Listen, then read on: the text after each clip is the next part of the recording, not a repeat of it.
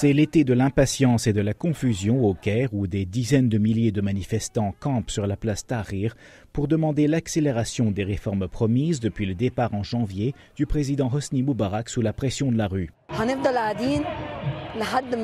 On restera ici jusqu'à ce qu'il nous donne satisfaction au lieu de faire des déclarations. On n'en veut plus de déclarations, on en a ras-le-bol des déclarations.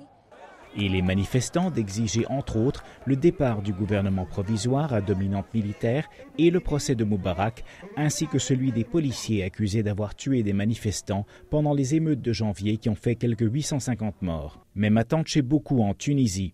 Certes, l'ex-président Ben Ali, déchu et en exil, a été condamné à 50 ans de prison par contumace. Mais l'élection d'une assemblée constituante n'est prévue que pour octobre et le gouvernement provisoire n'a annoncé aucune date pour des présidentielles et des législatives.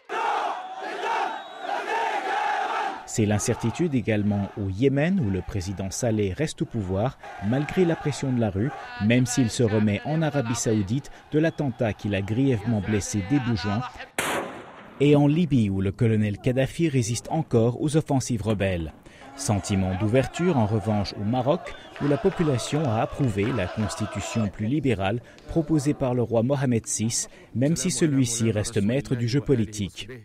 Dans l'ensemble, l'espoir suscité par les mouvements populaires égyptiens et tunisiens a laissé la place à un plus grand réalisme. Les manifestants du printemps arabe savent désormais que la lutte pour la démocratie sera longue et difficile, sans doute plus qu'ils ne s'y attendaient. Robert Daguillard, La Voix de l'Amérique à Washington.